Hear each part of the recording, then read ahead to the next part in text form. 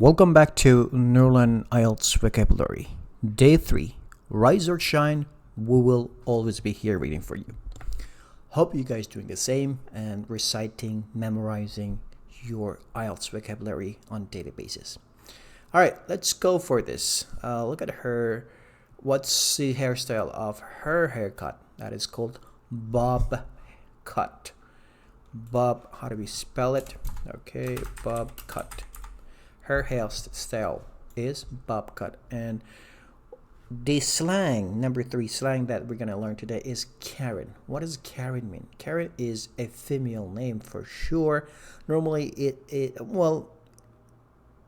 no one at this modern age named their kids a daughter as Karen because this sounds old. All right, so therefore, you have to differentiate the modern names and the names that the people used to use. Anyway, Karen is female name. What that means is it's pejorative term for white women perceived as entitled or demanding beyond the scope of what is normal. What does that mean? Pejorative, if you do not know the meaning of the word, the first thing you should know is that a negative? Is that a positive word? At least you can guess. Pejorative is definitely not positive. That means it's a negative word. Pejorative term for white woman, right? She's white and she's middle-aged and she always demanding, meaning that she has many requests and those requests always beyond scope of what is normal. Those requests are not normal. It's far beyond the normal, right? And term is often portrayed in memes depicting white women who use their white privilege to demand their own way. Depictions include demanding to speak to a manager. Okay, so basically, middle-aged white woman normally has a bob cut and they normally get her way by showing that she is a white and she thinks that she has a privilege and normally demands more than what is supposed to be normal. All right, so such as you're at the restaurant and you get angry for your meal is not fully cooked and you just mad at the employee and wanted to talk to manager. This is typical example. All right, good. So let's just move on for now. Oh, before we move on, I have here an example of pejorative. I'll have another slide for this, but here I have another example for bimbo. Bimbo, Karen, both are females, but bimbo is female, good looking, but not really smart. That is bimbo. Okay, normally good looking, not smart is bimbo. Our Karen is middle-aged white woman who's more demanding than what is normal. All right, normally she requests in an angry tone. All right, so what does a pejorative mean? Pejorative has synonyms, meaning the similar meanings. Those are the vocabulary. Pejorative, the explanation is that expressing contempt or disapproval. Let's say you are making $10,000 a month, and then your friend is making $5,000 a month, and then you say, "Oh, you're only making $5,000 a month." That's a pejorative tone. Of course, you're just looking down upon your friend, right? That's pejorative tone. So synonyms are disparaging, derogatory, denegatory, deprecatory, defamatory, slanderous, libelous, abusive, insulting, slighting, vituperative, disapproving, contemptuous, bitchy, not a good word, invective, contumelious, and those are the synonyms, and the opposite is complimentary. However, why I'm giving you this vocabulary, this is not required if you are beginner level. If you're middle, intermediate level, yeah, the 2 words you have to remember is derogatory and disapproval. Those are the 2 terms we use most of the time. Special derogatory. All right. Disapproving, of course. She's speaking in a disapproving tone, or she's speaking in derogatory tone, or she's talking to me in a pejorative tone or pejorative way. It's all meaning the same thing. Rest of them are GRE or GMAT vocabularies. We have talked about what are GREs and GMATs, and we also talked about GRE and GMATs for university students, university graduates. How about TOEFL? TOEFL and IELTS. TOEFL and IELTS is for,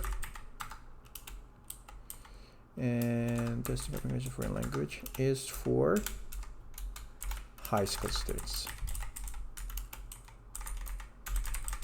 All right, so therefore, if your kid is in high school, especially if she's in grade 9, she is ready to learn this. Okay. What is next? We're gonna learn a couple more slangs here. Red flag, red tape, and red-handed. Now, everything is red here. What does that mean? Right?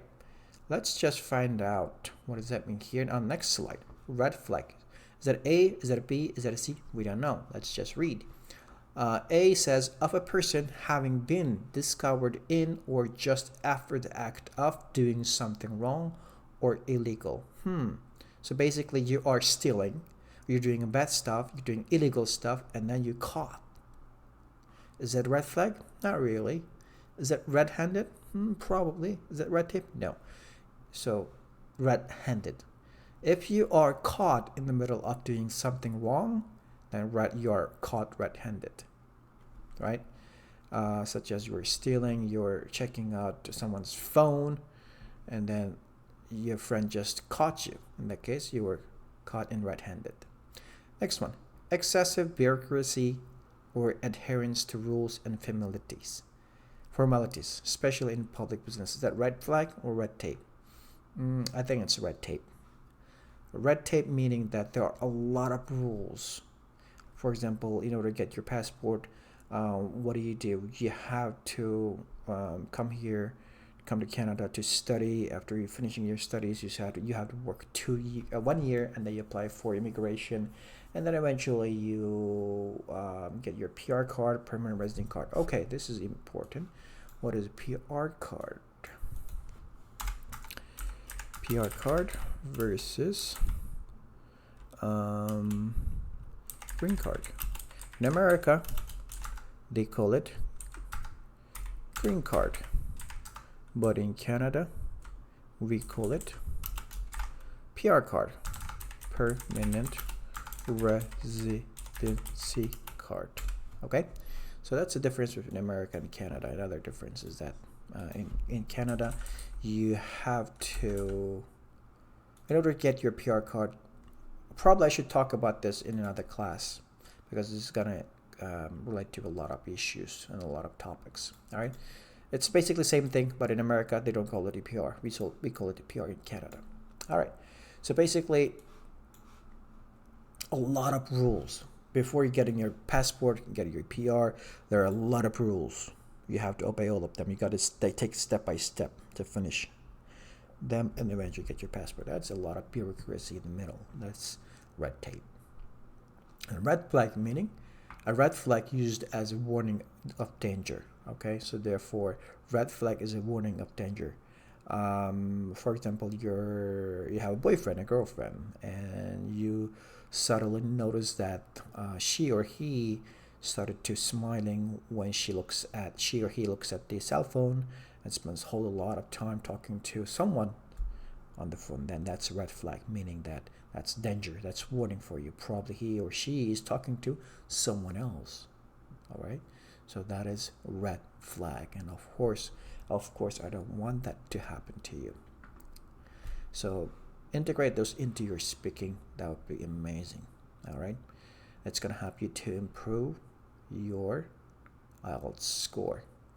The first word. Okay, we learned so many words. However, now we just started our daily vocabulary. It was just earlier we were warming up. Absurdity. We learned this one before. We learned the word absurd. ridiculous. All right, that's what it means. Or what else we can say? Crazy, right? The explanation here is that the quality or state of being ridiculous or widely unreasonable. So you're not really reasonable. So absurd. What's absurd is, how do we use it? What is absurd is that he is millionaire, but he is still driving very cheap car. That's absurd. That's crazy. That's ridiculous, right? So for the absurdity, I simply laughed at the absurdity of the situation, because the situation is so, I wouldn't say funny, but might be, how do I put this? I simply laughed at the situation, absurdity of situation. Very peculiar, your unique, special situation, right? That's absurdity. But normally in speaking and spoken English, we use absurd. What's absurd is that. What's funny is that. Funny is a lesser absurd tone, but so you better use absurd. What's crazy is that. Okay, it's similar to what's crazy is that. What's absurd is that. It's same. All right, next word. Abundance. Abundance. Abundance means, comes from the word abundant, right? Profusion, meaning a lot of. Same meaning with a lot of, but this is IELTS, therefore we give you different meaning here. Affluence, same thing with abundance and a lot of. Wealth, affluence. If someone is wealthy, okay, here is another word before I explain further. Rich versus wealthy. Who has more money? Rich has more money or wealthy has more money? Of course, wealthy has more money, not rich. Okay, if you have $1 million, probably you're rich, but if you have $100 million, $200 million, you're wealthy, right? So wealthy is a lot richer than rich. Okay, has more money. All right, good. So abundance, let's just go to this example, then you'll have better understanding. Abundance of fresh air, abundance of fruits, a lot of fruits, right? For example, there is this is a synonym, bounty, something that's given generously. Generously, nature's bounty. So nature's bounty is a label's name, a label or a brand name. All right, so bounty is similar meaning with abundance. In our hometown, we have abundance of graveyard. Graveyard. I'm sorry. Actually, it's called a vineyard. Vineyard, a lot of grapes, right? There are a lot of grapes. That's where the vineyard is.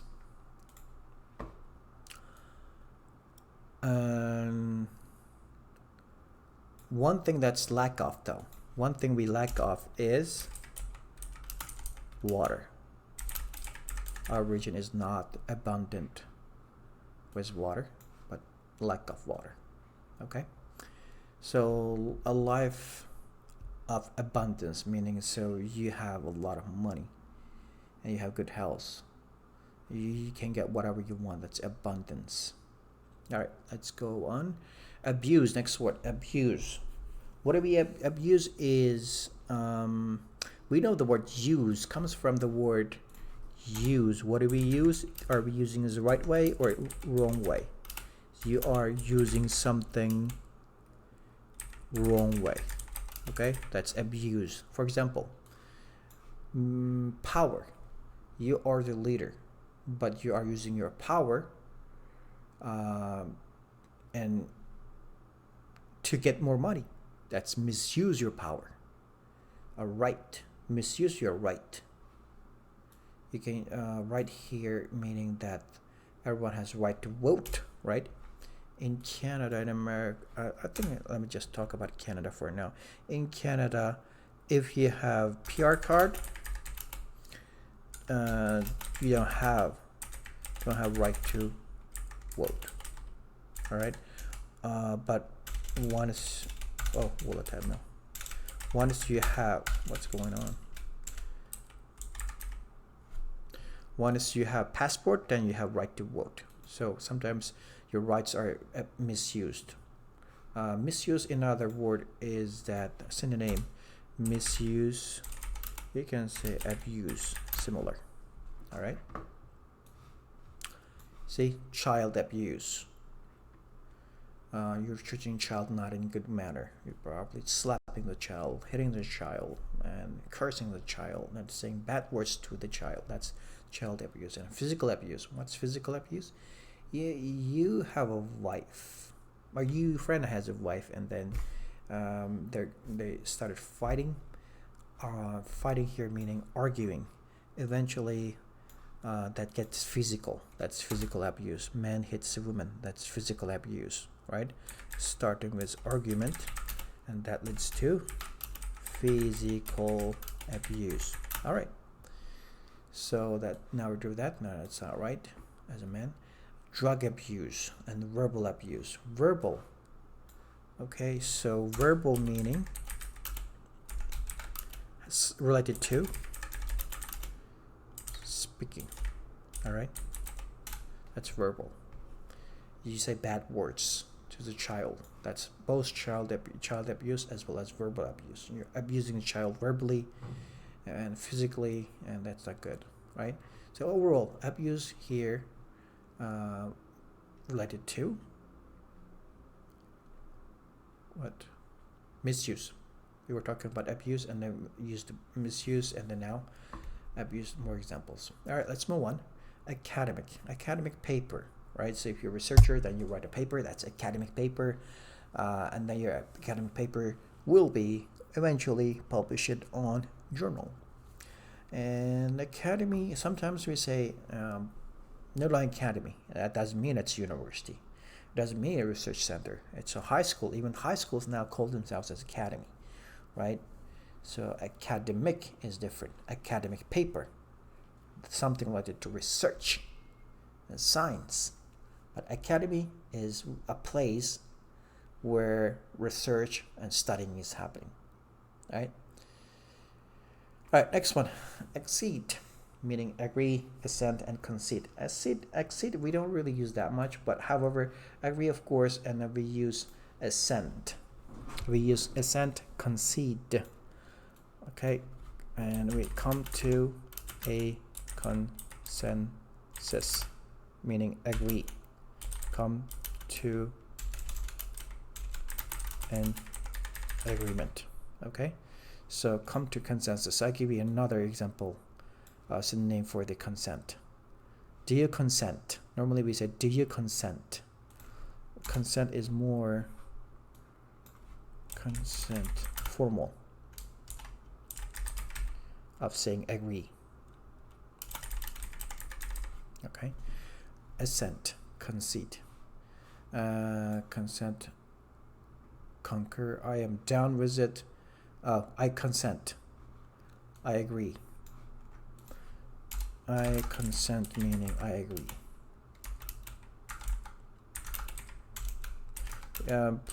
You will probably use this more in the court, right? I consent. Do you consent? Do you concur? Do you agree? Same thing. I am down with this. Yes, I agree. Unanimously agree. Agree, but what's unanimously? If you have 10 people in the room, all of them are agreeing, that's unanimous. Okay, so unanimously meaning everyone agrees. So agree. Accede. We don't use this a lot. I will reuse those ones a lot. Agree, consent, assent, concede. Especially consent. We use consent whole a lot. All right. I'm down with it. This is a slang term, not formal. Unanimously agree. That's great phrase. Next one, accelerate. So that refers to speed. Look at the Tesla. Tesla is, what's acceleration? Acceleration is 0 to 60 kilometers. I think it takes 4 seconds or 6 seconds, I forgot. Anyway, so that's accelerates refers to speed. What's the speed up? We don't say what's the speed of the car. Okay, speed is you already on the highway and you can say what's the speed of your car? 120 kilometers. That's great. But acceleration is from stops to movement, or you're driving 50 kilometers per hour, but all of a sudden you just speed it up to 80 or 100 kilometers per hour. That's acceleration. Accelerate. You speed up. All right, that's the word. Accelerate means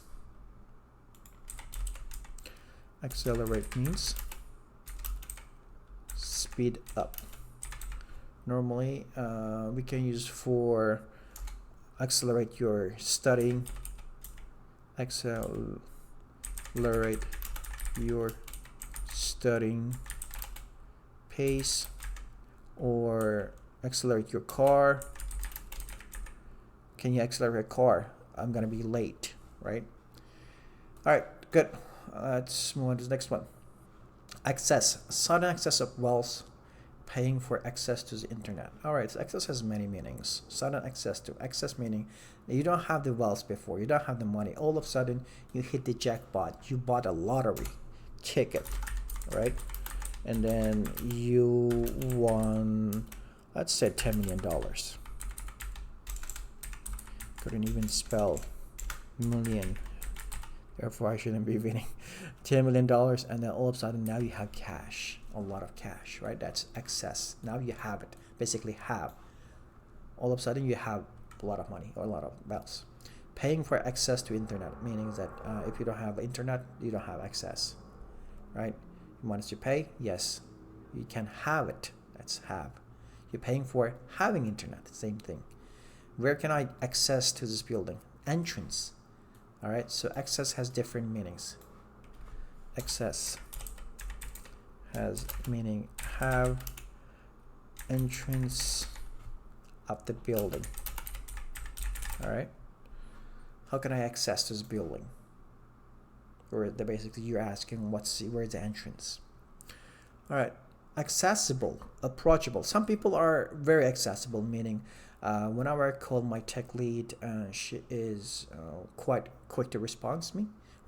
That's she's accessible, and she also encourages me to find her, talk to her whenever I have any issue. Right, some people are not. You call, you email somebody, you talk, leave her or leave him any message, but she or he wouldn't reply. That person is not accessible, and that's not approachable. That's not a good sign. That's a red flag. You don't want to work there for very long. All right, accessible, obtainable. Our new tech lead is quite accessible. I can reach her whenever I want it, right? So be accessible to people, especially if you're a teacher, if you're a leader, right? Leaders have to show in their acts. Accessory. All right, so look at this, all the ladies stuff. Those are accessories. Only those are accessories? We have more accessories. An object or device that's not essential. Are just essential? Not really. It's just a part of something. There are a lot. Not important. However, you had to have it, right? You have auto accessories, meaning car accessories, right? Car accessory, for example, where you put your GPS, your car accessory, and other stuff. What else? Your MP3 player, probably accessory, auto accessory. And then now this is cosmetic accessories, right? And here, and then we have clothing accessories.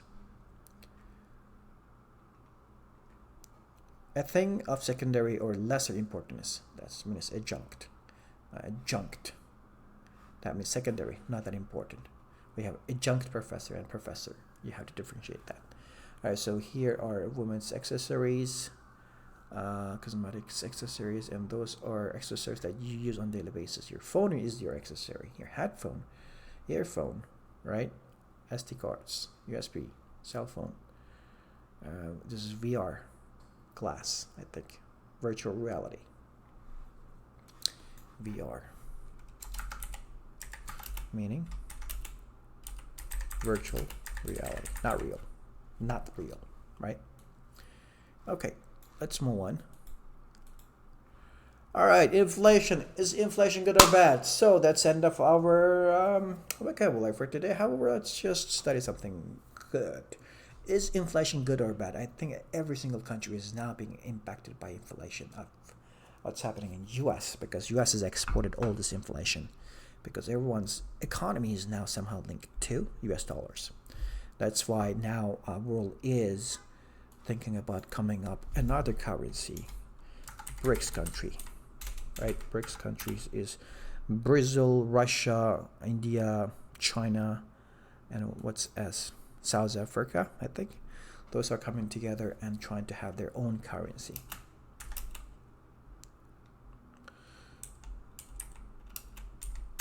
Currency here meaning money. So for trading, they wanted to use their own currency. Down the road, 20 and 30 and 50 years down the road, probably they would. That means that's bad for the US dollars. However, it's good for the people because now people have more option to choose from, and it's good for this country and it's bad for the US economy. All right, so is the inflation good or bad? Well, low, stable, and predictable inflation is good for the economy and for your finances. What does that mean? So let's say you have $1,000 in your bank this year in 2022, right? But next year, this money, because of inflation, let's say inflation rate is 10%, and next year, if you don't do anything, this money becomes how much? 10% of $1,000 is 100, therefore $1,000 minus 100, and then you only, okay, you still have, all right, in 2023, you still have same money in the bank, but it has less value because this $100 or 10% inflation reduces your money value in terms of money value. Okay, therefore inflation, if it's 10%, that's really bad. However, we say here low, stable, predictable. What's a low value? What's a good inflation? Good inflation, 2 to 3% is really good inflation. Okay, you should have inflation, and it's good if you have 2%, but anything about that, that's not really good for economy. Zimbabwe is, I think, one example, and it helps money keep its value, and it makes it easier for everyone to plan how, where, and when they spend. For example, companies are more likely to grow their business when they know what their costs will be in the years ahead. All right, therefore $1 today is less than $1 you will have tomorrow. This is easy to understand. However, from finance perspective, it's very simplification example. All right, all I'm trying to say here is that you have to understand finance a little bit. And international high schools, they teach finance to high school students. They teach economy. All right, so high school students should learn finance foundation, right?